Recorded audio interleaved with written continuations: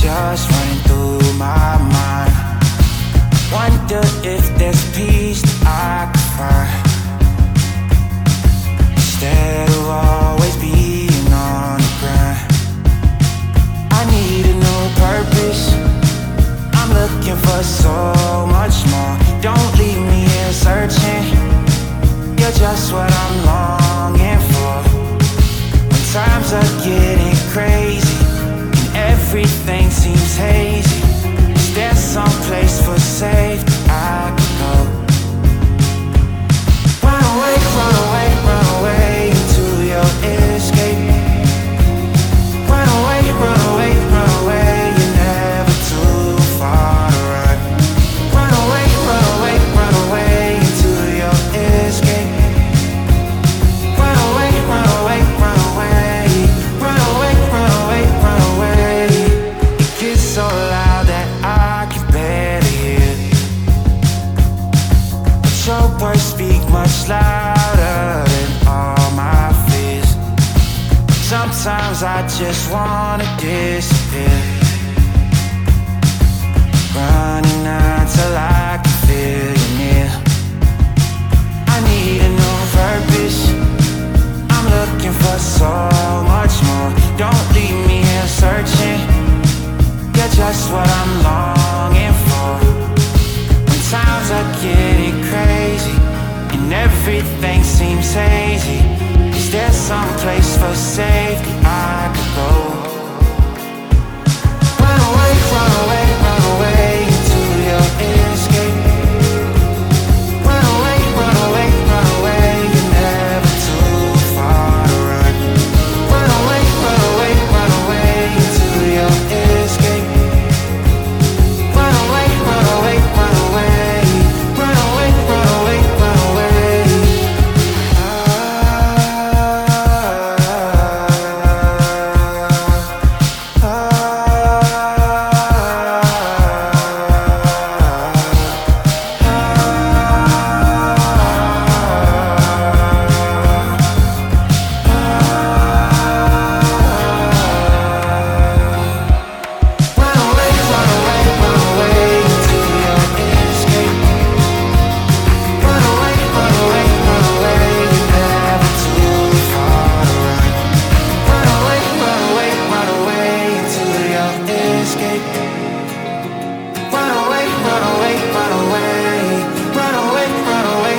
away. Et bienvenue dans cette nouvelle vidéo. Du coup aujourd'hui vous m'accompagnez dans ma morning routine. J'ai pas pris du tout la caméra ce matin, je m'excuse. Mais d'un côté j'ai ma coloc qui dort toujours un petit peu. Donc j'avoue je n'ose pas parler trop fort et je n'osais pas non plus faire du bruit ce matin. Donc que j'explique un petit peu ce qui s'est passé. Je me suis entraînée au travail et j'ai perdu pas mal de temps dans les transports finalement. Mais d'un côté comme ça je ne filme pas à la tête des gens, c'est beaucoup mieux, j'ai plus de liberté quand je filme. Je perds du temps mais d'un côté je gagne du temps pour le montage, on va pas se mytho. Donc c'est pas grave, on va manger à 11h30 notre petit déjeuner qui va se transformer en brunch du coup. Voilà. Ah aussi, j'ai pas dit, j'ai perdu du temps parce qu'au travail j'ai trouvé une lampe pour qu'on puisse un peu filmer comme ça. Parce qu'à chaque fois je suis vraiment dégoûtée de la qualité de l'image quand je m'entraîne. Enfin vraiment, vous le voyez peut-être pas, vous vous rendez peut-être pas compte et vous dites peut-être que YouTube nique un petit peu la qualité. Non, non, c'est juste ma caméra qui déteste l'éclairage au travail. Donc j'ai perdu pas mal de temps à un peu tester les réglages de la lampe, un peu bouger d'endroit, etc. Parce que de base c'est une lampe de photographe, enfin c'est même pas une ring light, c'est vraiment la lampe de photographe avec un petit parapluie, c'est très mignon. Mais bref, du coup ça m'a fait perdre pas mal de temps par rapport à ça. Si vous entendez hurler en fond, c'est ce petit être de Malice qui a l'air très mignon comme ça, mais qui fait que des bêtises. Faut pas trop que je la mette près des fenêtres parce qu'après elle va vouloir monter. Bon allez, maintenant tu te tais. Pour notre brunch, je sais pas vraiment ce que je vais faire pour être tout à fait honnête. Je sais juste qu'on va avoir du melon, on va avoir des œufs avec du cérémaire et du fromage beigne. J'hésite à faire genre des crêpes ou des œufs brouillés. En fait ça se joue à rien, ça se joue entre les deux. Mesdames et messieurs, je ne sais pas. Je ne sais pas, je suis indécise, je ne sais pas ce que je vais faire à part ce putain de melon. Donc pour le choix du plat, ça va être entre moi et moi-même. Je vais me concerter et puis on va manger. Enfin, ça serait bien, hein, potentiellement.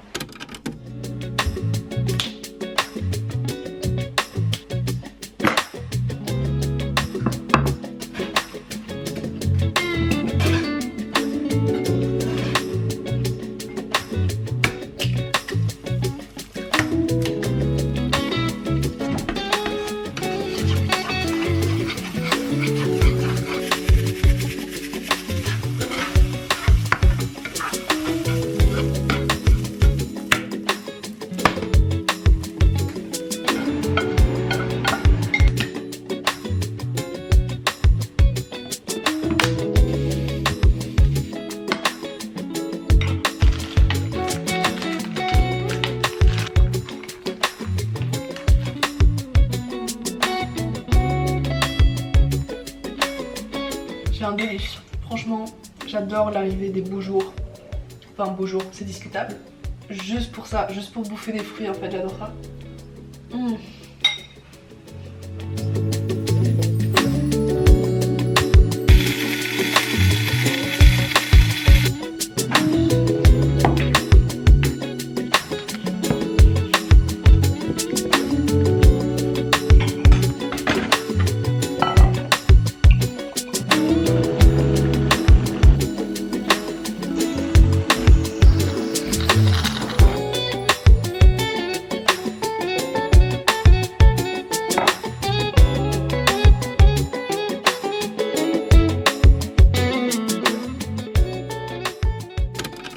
On se retrouve pour la partie conseil de cette vidéo. Alors oui, c'est une morning routine, mais c'est aussi un what I eat in a day et c'est aussi un petit peu un vlog au final. Et si je décide que c'est une morning routine, c'est une morning routine.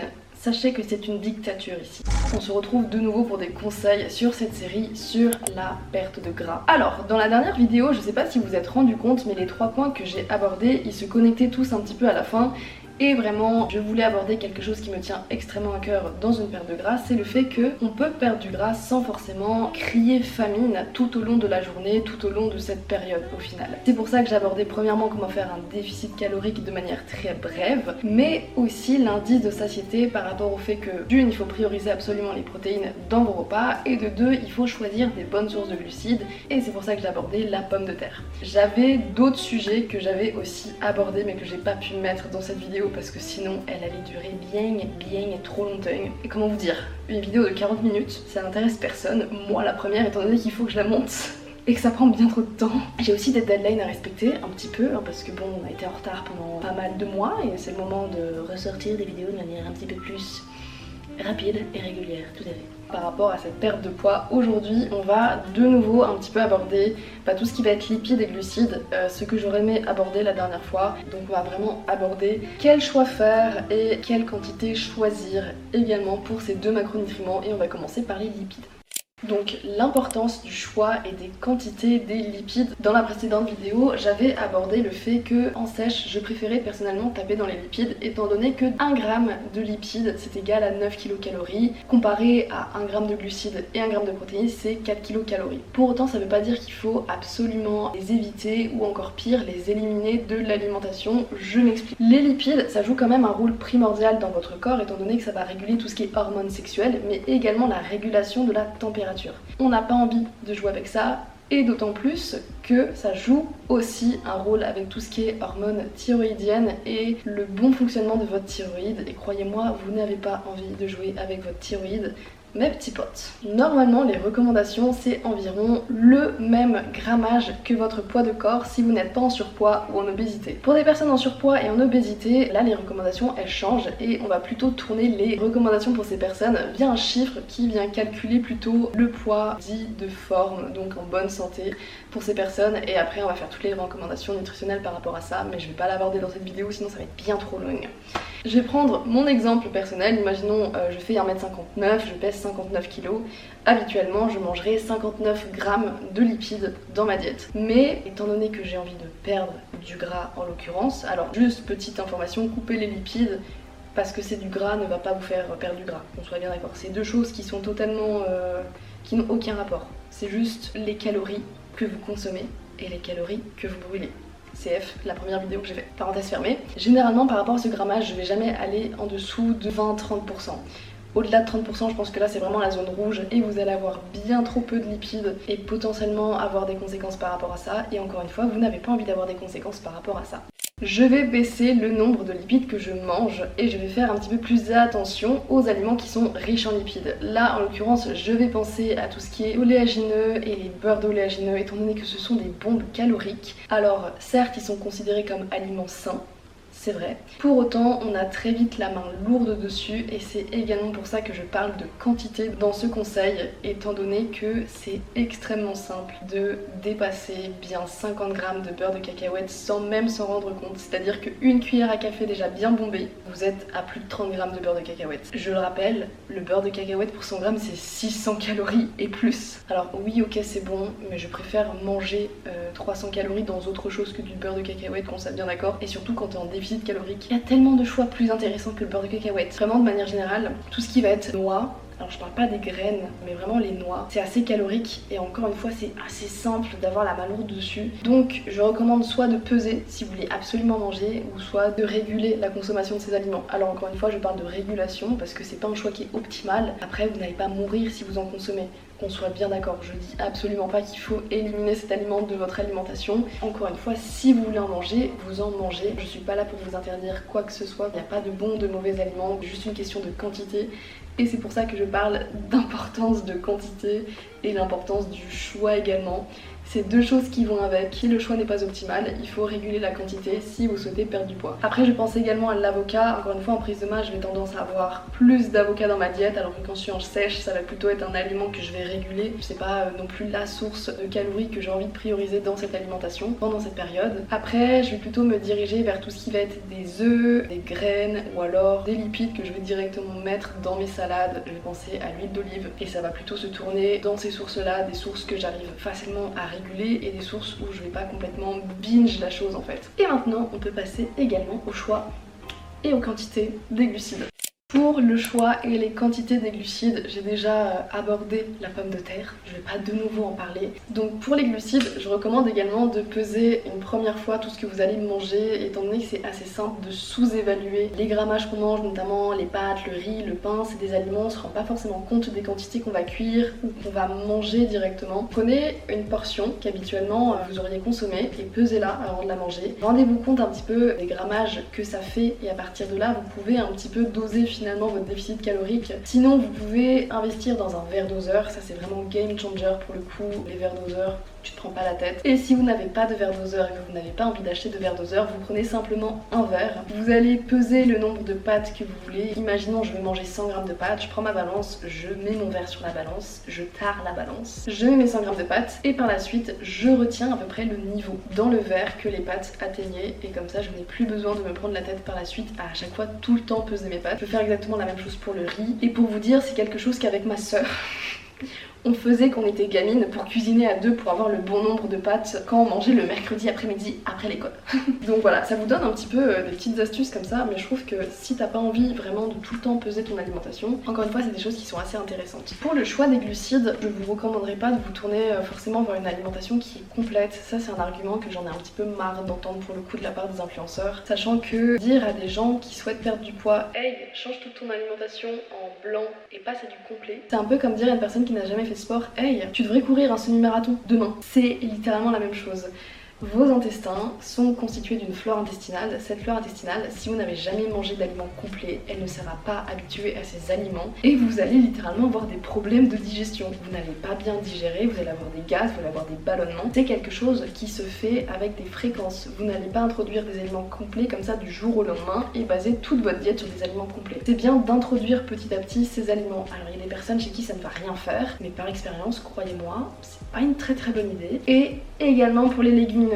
Tu ne passes pas d'une alimentation riche en légumineuses du jour au lendemain. CF, les gaz, les ballonnements, d'autant plus que les aliments complets sont généralement légèrement plus caloriques. Alors ça veut pas dire que c'est une bombe calorique, non, mais ils possèdent plus de calories. Ok, il y a plus de nutriments dans des aliments complets, mais il y a également des antinutriments d'ailleurs, faut savoir. Et bref, ça c'est un sujet qui me titille un petit peu, qui des fois, genre, tu te dis vraiment quand tu regardes certaines vidéos, ces personnes n'y connaissent rien. Et elles ont le malheur de prendre une caméra et d'étaler le fait qu'elles n'y connaissent rien. Alors j'ai personne en tête, qu'on soit bien d'accord, mais voilà, j'ai un petit peu de mal avec ce genre de conseils. Par rapport aux quantités que je recommande de consommer pour les glucides, et bien ça va vraiment vous appartenir et c'est à vous de réguler un petit peu votre consommation vous-même, de voir avec vos niveaux d'énergie, de potentiellement prioriser un petit peu plus de glucides les jours où vous allez plus vous entraîner. Imaginons vous faites de la muscu le matin et du cardio le soir ou l'inverse, et bien ça va être des journées où oui c'est un petit peu plus intéressant de consommer plus de glucides que pendant vos jours de repos. Après il y a des écoles, il y a des personnes qui vont préférer manger plus pendant leur jour de repos et moins pendant leur jour qui s'entraînent. Personnellement je préfère l'inverse et je trouve que ça a plus de sens de faire l'inverse d'ailleurs, mais encore une fois c'est une préférence qu'on peut avoir et dans tous les cas si c'est quelque chose qui est assez régulier, à la fin de la journée dans tous les cas c'est plus intéressant de voir les choses sur les semaines que sur 24 heures au final. Parce que votre corps dans tous les cas c'est une machine, elle sait très bien réguler les choses, ne vous inquiétez pas. Concernant les quantités de glucides pour ma part, je vais pas mentir, il y a des journées où je sais que j'ai pas forcément super faim, alors je vais pas mettre de source de glucides dans mon plat. Par exemple, quand je suis au travail, je vais manger plus de glucides parce que c'est des journées où je suis tout le temps à courir partout, je charge les barres pour les clients, je décharge les barres pour les clients, je m'entraîne, je fais plus de 10 000 pas la journée. Donc oui, c'est des journées où je vais manger un peu plus de glucides. Et pendant mes jours de congé, où par exemple je vais filmer, je vais monter mes vidéos, et bah c'est des jours où je suis principalement assise, je suis principalement sédentaire, même si effectivement je vais m'entraîner dans la journée, bah à la fin de la journée j'ai pas marché énormément, j'ai pas non plus extrêmement faim, donc je vais pas manger énormément de glucides, et je vais d'ailleurs favoriser tout ce qui va être fruits pour mes glucides, et c'est ce que vous avez vu d'ailleurs pendant mon repas en fait au final. Et là la seule chose que j'ai snacké c'est un petit peu du melon qui me restait, et ça s'arrête là. Vous avez un peu les deux points de vue. Ça serait intéressant que je vous emmène une fois au travail, et ça demande l'autorisation écrite de clients, et il y a pas mal de clients pendant ma journée, donc ça fait beaucoup, ça fait beaucoup. Ok, j'avais également envie de partager une idée que j'avais eue dernièrement, mais je sais pas du tout comment faire la chose, je sais pas du tout comment m'organiser, mais j'avais pensé à faire gagner un abonné, un mois de personal training gratuit avec des conditions à remplir. La première, c'était que la personne elle soit forcément disponible en Suisse, dans la Riviera, parce qu'encore une fois, faut être disponible dans le studio de coaching dans lequel je coach, et au moins une fois par semaine. Donc ça demande forcément d'être en Suisse et de vivre dans le coin de la Riviera en Suisse. Également d'avoir la majorité, et également d'être à l'aise avec les caméras, parce que ça serait des séances que j'aimerais potentiellement coacher, pouvoir faire du contenu, etc. etc. Et c'est une idée que j'avais. C'est une idée que j'avais et je sais pas trop comment l'organiser, et j'avais envie de vous laisser un petit peu comme ça la balle dans votre camp pour savoir si c'est quelque chose qui vous intéresserait. Si vous êtes en Suisse, si vous êtes du côté de la Riviera, genre dites-moi si c'est quelque chose qui pourrait vous intéresser. Sachant que c'est un concept, je me serais dit ça serait cool de le faire potentiellement plusieurs fois avec plusieurs personnes. Alors oui, je vais pas mytho, le but également pour moi c'est de gagner en visibilité et de gagner de potentiels clients, qu'on soit bien d'accord, mais je trouvais que ça restait quand même une idée qui pouvait être potentiellement stylée, sous la forme d'un concours, genre je sais pas, ça pourrait être quelque chose à faire. Je réfléchis encore à l'idée. Mais bref, la balle est dans votre camp, je vous laisse faire votre décision, savoir si c'est quelque chose qui pourrait vous intéresser ou pas. Moi je trouve que ça pourrait être franchement stylé. Donc voilà, j'espère que c'est une idée qui peut vous faire plaisir. Moi en attendant, je vais vous laisser là-dessus parce que je vais aller sur Lausanne, profiter de ce soleil là, un peu pour réguler cette blancheur. Les gars, quand j'ai fait mon physique update, je me suis rendu compte que j'ai bronzé avec la marque de mon débardeur et de mon short. Il va falloir remédier à tout ça. Mais là, le soleil arrive ce week-end, j'ai trop hâte, c'est trop con parce que je dois monter cette vidéo en plus. Mes petits potes, on va sur Lausanne et puis on se retrouve après pour le dîner. Let's go! On se retrouve pour le dîner. On va venir faire une super salade, une salade de crevettes. De base, c'est une salade qu'on fait avec mes parents. Qui dit été dit célébration de l'été avec cette salade. On n'est pas du tout en été, mais d'accord, laissez-moi rêver, il y a un peu de soleil. Donc, la star de ce repas, ça va être principalement avocat, tomates cerises, crevettes. Normalement, ma mère elle met aussi du saumon, mais je vous avoue qu'au vu du prix du saumon, au vu du prix des crevettes, ça va être deux plats totalement séparés en Suisse, d'accord? C'est pas la France ici, c'est pas le budget pour le poisson. Je vais sûrement rajouter du concombre, citron, persil, et j'ai cette moitié de tomate que je vais aussi foutre dans la salade. Et regardez ce nouvel achat, j'ai acheté ça tout à l'heure, elle est magnifique. Genre vraiment, je la trouve, la lumière lui rend pas du tout justice, mais elle est magnifique. J'ai aussi acheté celui-ci, qui est super beau et tout blanc comme ça, donc on va sûrement manger dans lui. Et désormais ceux-ci sont des achats d'adultes. Ça m'a coûté 60 balles. Allez, c'est tout pour moi. Donc bienvenue en Suisse mes petits potes, 60 balles pour 2 bols et une tasse. Les cafés ne seront que meilleurs dedans, c'est ce que je me dis. C'est la carotte au bout du stick. Bon allez, je parle trop, on mange.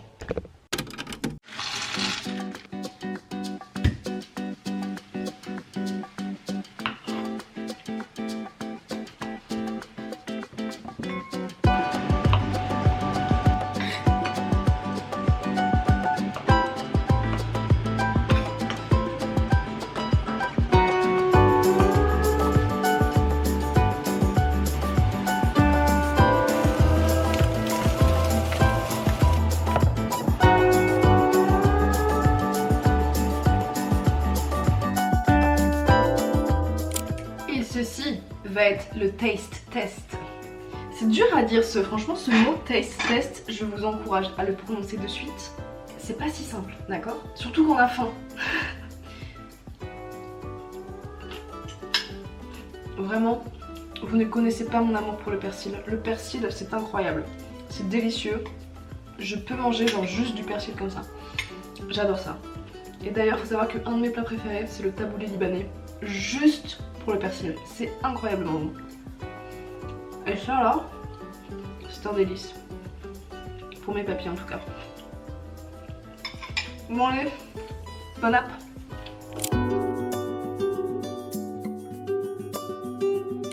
Du coup j'ai mangé, je me suis aussi pris un dessert qui était composé de 2 oranges. Voilà, je me suis découvert une nouvelle passion pour les oranges. Qui suis-je? Je ne sais pas. Et aussi en dessert, alors ça je vais me haïr parce que je sais que je vais avoir du mal à dormir. Mais j'avais envie d'un chai latte. Alors je suis en train de me faire un chai latte. On va se reposer devant la télé, devant l'ordinateur plutôt, avec cette merveilleuse boisson, du bonheur, du plaisir, j'adore. Merci d'avoir regardé cette vidéo, je vous fais des gros bisous et mamie va se coucher. Ciao.